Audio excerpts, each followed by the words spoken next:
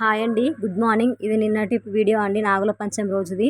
అయితే ఇది వచ్చేసి మార్నింగ్ అయితే లేచి పనంతా వేసుకొని పిల్లలకైతే ఆలు పరోటా టిఫిన్ చేసినా అండి.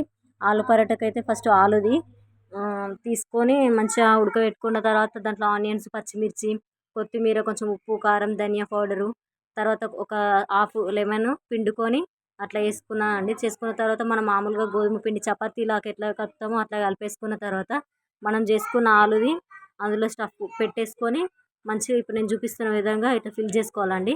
ఫిల్ చేసుకున్న తర్వాత మనం లైట్గా పిండి అల్లుకుంటూ మెల్లిగా చేయాలండి. బాగా ఫాస్ట్గా వేస్తే అందులో ఉన్న మొత్తం ఆలుది స్టఫింగ్ బయటకు వస్తుందండి. కాబట్టి మెల్లగా కొంచెం నిదానంగా వేసుకోవాలి. నేనైతే నిన్న టిఫిన్కి మామూలుగా బ్రేక్ఫాస్ట్కి అయితే పిల్లలకు ఆలు పరోటా వేసిన అండి. పిల్లలు తినేసిండ్రు. చూడండి నేను ఎట్లా వేస్తున్నానో, లైట్గా స్మూత్గా వేయాలండి. బాగా ప్రెస్ చేస్తే అది మొత్తం బయటకు వస్తుంది. కొంచెం ఓపిక వేయాలి. కొంచెం టైం తీసుకుంటుంది కానీ టేస్ట్ బాగుంటుందండి. ఒకసారి ట్రై చేయండి. ఇట్లా చేసేసుకున్న తర్వాత పిండిని మంచిగా దులిపేసుకున్న తర్వాత ఒక పెనం పెట్టుకొని మంచిగా ఆయిల్ వేసేసుకొని కాల్చుకోవాలండి. అంతే, ఏం లేదు, తొందరగా అయిపోతుంది. మనకు దీనికి స్పెషల్గా చట్నీ ఏం అవసరం లేదండి. ఇట్లా కాల్చేసుకున్న తర్వాత మనకు దీనికి చట్నీ అవసరం లేదు. మామూలుగా పెరుగుతో తింటే కూడా బాగుంటుంది టేస్ట్. నేనైతే పిల్లలకు పెరుగు విత్ ఆలు పరోటా పెట్టేసిన అండి. పిల్లలకు బాక్స్ పెట్టేసి వాళ్ళని స్కూల్కి పంపించేసిన తర్వాత మా ఆయన చూడ టిఫిన్ చేసి ఆయన వెళ్ళిన తర్వాతనైతే నేను స్నానం చేసుకొని ఇంట్లో పూజ చేసి ఈ టెంపుల్కి అయితే వచ్చినా అండి. ఇప్పుడు నేను చూపించిన లింగం అక్కడ దాని వెనకాల అయితే బోరింగ్ ఉంది, చూసిండ్రా. అయితే చిన్న ఉన్నప్పుడు 90s కిడ్స్కి తెలుసు బోరింగ్ ఉంటుండే, మంచిగా ఉంటుండే. ఇప్పుడైతే ఎక్కడ చూసినా బోరింగ్లు కనిపిస్తూనే లేవండి. ఇక్కడ చెట్టు కిందనైతే పుట్టిందని మంచిగా పసుపు కుంకుమలు ఇచ్చేసి దేవుడికి అగరబత్తులు, కొబ్బరికాయ కొట్టేసి పాలైతే పోసుకున్నా అండి.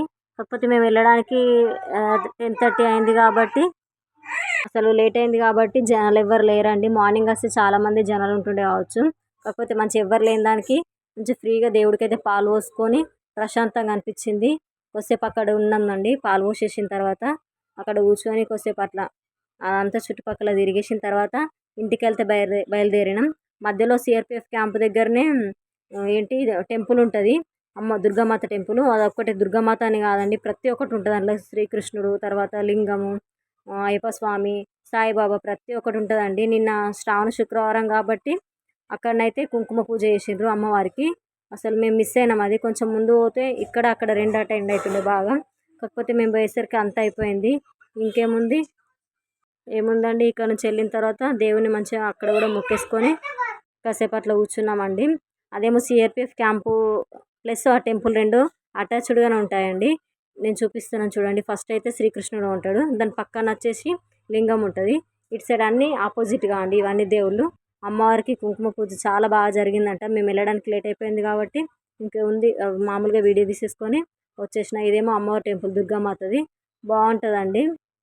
అంతే. ఈ వీడియో నచ్చినట్లయితే please like, share, subscribe. Bye.